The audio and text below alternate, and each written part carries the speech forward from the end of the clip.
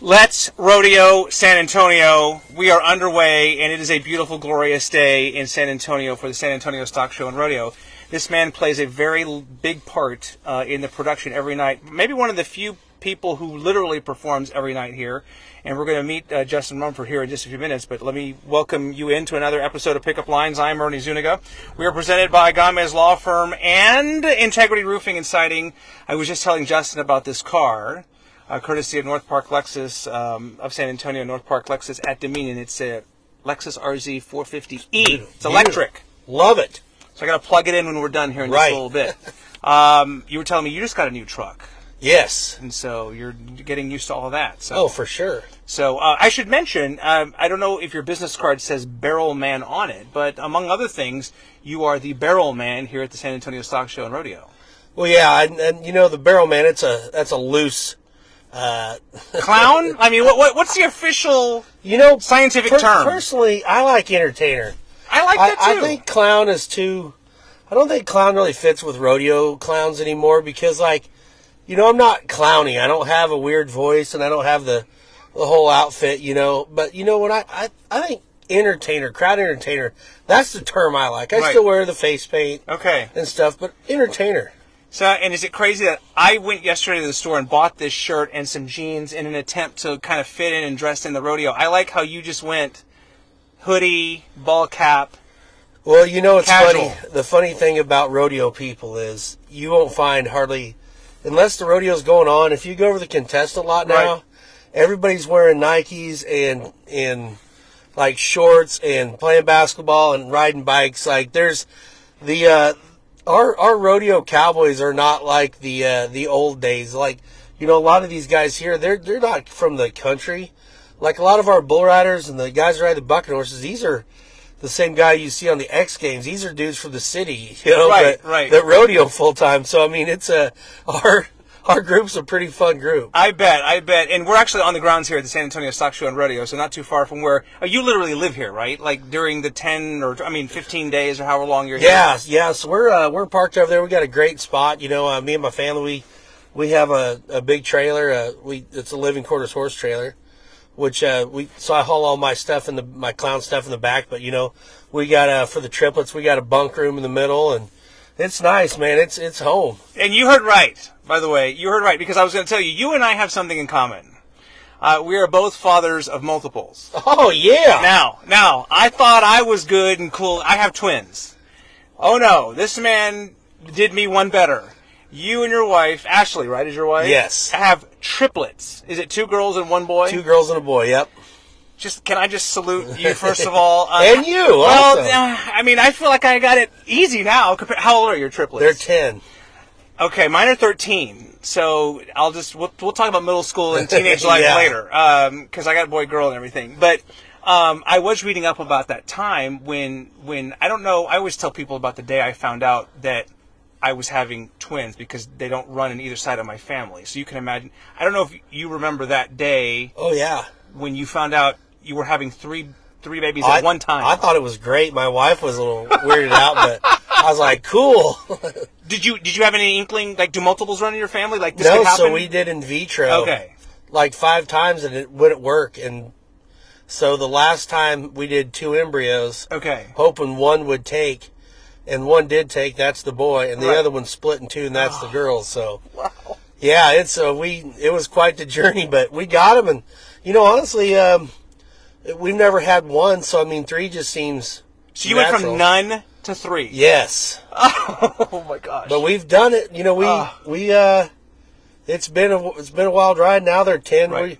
We homeschool. They've been to 36 states. They've been to both oceans. I mean. Oh my gosh. We have some people coming in and commenting. We have Vilma who's watching from Puerto Rico right now. Oh, sweet. So I don't know if you've ever done rodeo in Puerto Rico or if you've gotten out there. No, I've been to rodeoed in Helsinki, Finland.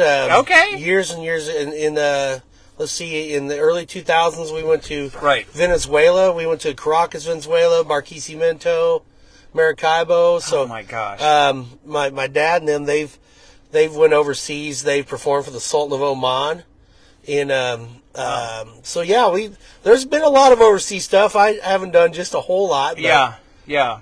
So this is Justin Rumford. He's the barrel man, entertainer, if you will, at the San Antonio Stock Show and Rodeo. John Alonzo's asking, Justin, what is your favorite rodeo fairgrounds food item? Oh, man. Here in San Antonio, I would have to say they have this, like, French fry place over there. Right. Where it's like brisket and fries and cheese. It's like only like 9,000 calories a bite. And it's by far the best you can get. I don't even know what it's called. You travel the country, so you've sampled food from all over the place, but I would think you burn a few calories over the course of a night's work. Yeah, I'm a big dude, but you'd be surprised how hard it is to keep at this weight, So, yeah, I have to skip the fair food quite a bit because we always are in awesome places, and you get to rodeos and they have their hospitality, and usually that's not the most health food you can get. So we cook a lot. But me and the bullfighters, Anthony Lucia, one of the guys, announcers, we do a lot of team lunches. So yeah, very cool. We were talking about, so you have your triplets and your wife. Obviously, they travel a lot with you. Don't they? So they're here. Yeah, they're here right now. So what is that life like? Life on the road. And I was thinking as I was driving up here earlier, I was thinking, my gosh, your kids are old enough now, your triplets are old enough now to understand probably what you do for a living. But when they started to realize what you did, how scared must they have been, and how do you have that conversation to them about what you do for a living? Well, it's one of those things where that's all they've ever seen. So, it's not that big of a deal for them. It's normal for a 4,000-pound mama bull to come after their father. Yeah, but it's like I tell them, the thing about dealing with bulls, I'd rather deal with bulls every day. You know why? People are bad. I had a feeling you were going to say people are terrible. People will lie to you. They argue back. Cheat you. They will steal from you. You always know a mean bull's intentions. Right. A mean bull will never lie to you, and that's one thing. That's a lot of the cowboys we talk about that we're like, man, we just rather deal with these mean animals because we know what we're getting. So it's just normal. It's just every day. They never disappoint. No. It's predictable, and you know exactly what you're getting. But how cool is it that your family does travel with you, and what is it like life on the road with triplets and trying to maintain being a dad and a husband and also entertaining thousands of people every night? Well, the great thing is, so we got, with the people that we rodeo with, there's not, I know a lot of people think there's like a circuit or a tour. Right. Everybody, we're all independent contractors, so every week or every rodeo, you're not guaranteed who you're with. However, when you work the better events, you end up with the better people. Yeah. So, like Nate Justice, one of the bullfighters here, he's got two little girls, one and 1 3. Right. And we're all great friends, and so we spend a lot of time with the same people. So we got a pretty good group of friends at each rodeo, and a lot of them have kids. So we all get together and do stuff like a bunch of the kids that are staying here, a bunch of the rodeo kids at homeschool. We're having a Valentine's Day party for them, and they're making Valentine's Day cards and doing stuff. So we got a pretty good group of people, and the kids love it. A lot of kids that have to sit in the classroom from 8 till 3 a day, and our kids we're going to the Alamo and doing stuff and traveling the country, and so they love it. So there is some normalcy then to it and everything. You try to keep it normal as much as you can and everything. Yeah. Well, that's cool. We usually get up in the morning, drink a little coffee, and we usually try to have school done by noon. So they all have their laptops. They get out. We're epic homeschooling, and nice. They are tested at a 7th grade level. Not a big deal. Hey. 4th graders. Must have gotten it from their dad. Must have gotten it from their dad. I was going to say, if you're detecting, just the sense of humor, and I know you're big into physical comedy, and obviously that comes in handy for the line of work that you do. Yeah. I one of my favorite guys growing up loved Chris Farley. Oh, good. The late Chris Farley. He was the best, and I used to I loved, and I still watch his videos and try to do what he did, because you would just look at him, and he wouldn't even have to say anything, and you just felt like you just wanted to smile. Like, respectfully, I'm sure people have. When they see you, they draw. It's an easy comparison, and I love it. It's worked out. It's made me a ton of money. So I love it. So, and you live in a van. Well, not down by the river. Down by the river. down by the Freeman Coliseum. Exactly. It's a nice van, though. Oh, it's a nice. yeah. I mean, it's a large, nice for a family of 5. Yes. So anybody else? I mean, Farley, that makes a lot of sense. Anybody else growing up that you were just like? I also, another big dude, Kevin James, who's King of Queens, and he was one of my favorite. But before I got started, I when I was working and for a stock contractor, taking care of bucking horses and bulls, and I always loved the comedies, the Billy Madison and Happy Gilmore, and and Black Sheep and Tommy Boy, and so a lot of my stuff all came from that Saturday Night Live kind of. That's always been my vibe, just the kind of silly comedy. And I don't really have a character. When I'm in the arena, I'm pretty much the exact same dude. I've had the SNL argument with people over the years because I grew up with the SNL of the 90s, probably the early 90s with and Farley and Spade and like Dana Carvey and Kevin Nealon and Dennis Miller, and I mean I will always love that crew and kind of what they did back in that day. For sure. But anyway, so today let's talk about like a typical day at the rodeo. It's a Monday. Neil McCoy's, I believe, is playing tonight. What is a day? You were running errands earlier, but what does a day look like for you? So on the day to day, we try to get some stuff done. Besides this, we also there's 5 of us in a group. Mm-hmm. 6 years ago, we started Wyoki Investments, where we buy and develop commercial real estate. So a lot of days we like during the afternoons, we work on that stuff. I have my podcast, which is top 200 in America. Very popular podcast, by the way. Rope Chat. So, like tomorrow at 1 o'clock, we're recording with that. So I mean, the days we don't really have any real slow days. There's always something to do. Staying in an RV. There's always laundry to do. Working on logistics. I'm here for another 2 weeks, and when we get here, Ashley and the kids are going to take the truck home and they're going to drop me off in Dallas because I got to fly to New York LaGuardia, and rented my car this morning because I have to have a rental car when I get there because I go to Bridgeport, Connecticut the last week of the month for the PBR, and I'll get done there and then fly back to Oklahoma City when they'll pick me up, and then we'll drive down to Austin. So, I mean, like logistics. My head hurts. I book 2 and 3 years out, so I mean every week of the year this year till November 10th is full. So we spend a lot of time just working on future stuff as far as that goes, and not just the traveling, but where we're going to stop. Sometimes when we get done at Austin, we're going to St. George, Utah. Okay. Because from St. George, Utah, I have that on a Thursday, Friday, and I fly to Oakland out of Las Vegas on Saturday morning. So I mean, like booking KOA campgrounds, booking flights, working with PR people. It's I don't know if people think that rodeo clowns just show up and you're like, hey, I'd like to be a clown. And they go, come on in. Yeah. There's so much more, Besides that, at 4 o'clock, we'll go over our production log. So these rodeos, everything is, we're timed down to the second. Yeah. I have an earpiece that I actually have full communication with the TV room, with our production manager. So everything that happens, it's not just the old rodeo clown. Hi, everybody.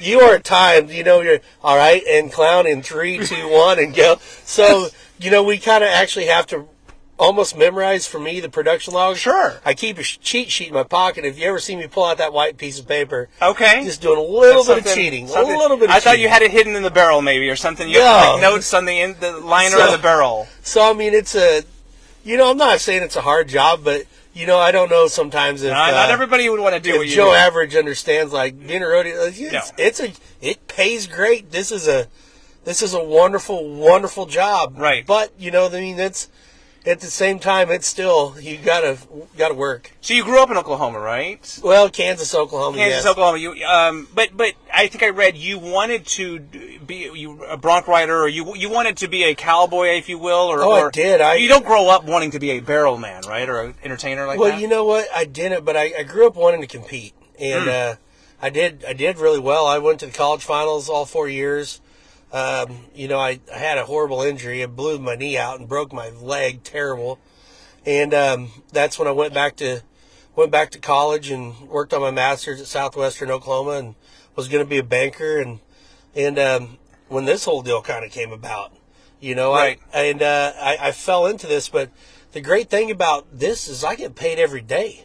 A contestant, you only get paid if you win. Like that is crazy. I'm you know, like I said, make a wonderful living and being an entertainer. But it sounds so crazy. But you know, I've met guys throughout the years that are the mascots for professional basketball teams. Those guys make bank. Yes, so like I'm like, man, I don't feel so weird being a rodeo clown, because there's a lot of jobs out there that you wouldn't think were great jobs, but they are, and I'm glad to have this job. I wouldn't trade this for anything. You're laughing all the way to the bank. You dang right. And like the Spurs Coyote, and just name, you know, the Phoenix Suns Gorilla, and all these mascots that we've known over the years. Little do you know, they're... Yeah, I mean, the thing is, we love it, and it's fun, but, you know, it's also like... There's weird jobs out there. No, that's I don't tell most people, like, if I'm flying somebody, like, so what do you do? Oh, you know, I'm an accountant. You know, I just try to duck it because it's too hard to explain.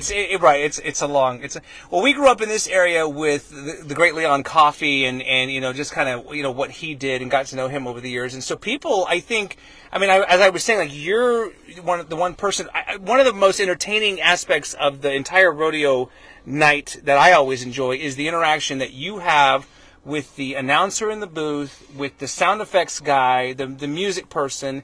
It's always so well put together, and it's happening in real time. Oh yeah, it's an amazing production. And that's, you know, that's how I ended up here. Leon called me and wanted to know if I wanted to come in, and one year, and I said, if you want me to, that'd be great. Right. So Leon's the one that helped me get down here, and he's always been a wonderful, still a great friend. Right. Somebody that I can call right now and ask advice, and bam, he's going to know it. So that's been one of the cool parts, is to, like I tell everybody, I didn't come in here to take his spot. You know, you know, we're just kind of carrying on the torch for a while. And, sure.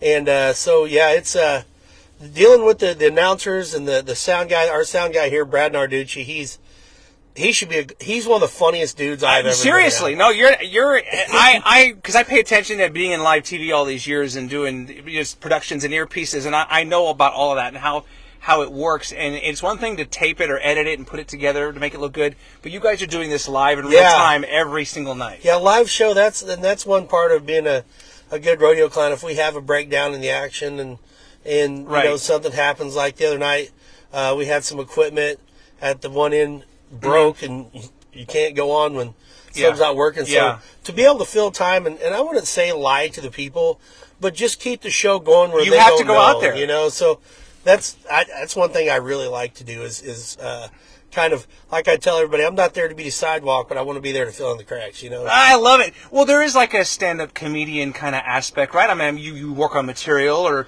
one-liners or zingers that you try out, I would think. And that's the hardest part, because the thing is, at this rodeo, we have 20,000 people.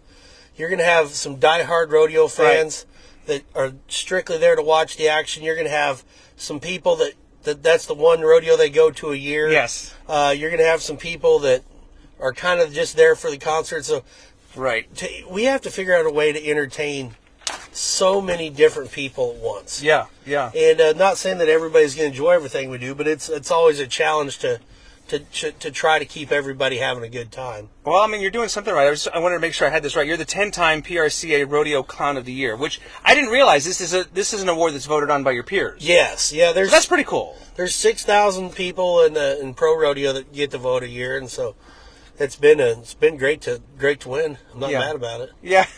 I wouldn't think so. That's you have all the trophies in your. It's not a trailer. Like, I mean, you live like in an RV. Like I actually have a really nice home, but no, I bet you do. No, I have no doubt. But I don't take them with me. You have a nice mantle or a trophy case at home. Yeah, we just keep them at home there, and But you know, like you said, winning those awards are great, but you know, they're just things. The things that the biggest awards are having your friends and doing what you want to do. Yeah, yeah. Those are just pieces of metal. Yeah, you know, I get it. And your kids, too. I mean, if one of your children, one of your triplets comes to you at some point and says, Dad, I want to do that one day, would you be opposed to any of that, or No. rodeo life? Or No, I want them to do what they want. You know, Yeah. that's how my dad was. My dad never pushed me to do anything. If I told my dad I wanted to be an astronaut, he'd try to find a way to build a space shuttle. You know. Oh, nice. And so my kids, my girls, they want to rodeo bad. They're in it. They got horses and Yeah. And when we're around home and during the summer, you know, when we're close, we have those horses with us. But Yeah. you know, my son Bandy, he's not into it, and that's cool. If he don't want to rodeo, man, that's You're right. not going to hurt my feelings either. Right. Super cool. A couple more minutes here with Justin Rumford, just getting to know in your performance tonight, right? I mean, you. Oh, yeah. You don't get a night off. No, every night. You performed while the Super Bowl was happening Which last is night. so hard because I'm a Chiefs fan. Oh no! You know, growing up in Kansas, everybody's Kansas City, so I'm Right. pretty diehard. Did you have like in the barrel or like in your earpiece? You have a pipe the game in so you can No, listen to the game? however, the great folks of San Antonio. Right. So when I go up, one of the deals, I go up in the stands to kind of meet people, and Yeah. about every third person had a phone out watching the game. So I would candidly stop to visit the people that were watching the games. Right. Patrick Mahomes. I mean, that's crazy. How the Chiefs can I don't know win how. 3 Super Bowls in 5 years. I don't know how, but it was hard to concentrate last night. I can only imagine. But was there a pretty good crowd here last night? You know, considering the there Super Bowl was a great Yeah. crowd. There was Yeah. a great crowd. So Yeah. you know, it's this is Rodeo City this time of year. So That's great. And the weather's fantastic. I mean, I've been here when it's sleeting and it's, miserable weather. This is about as good as it can get.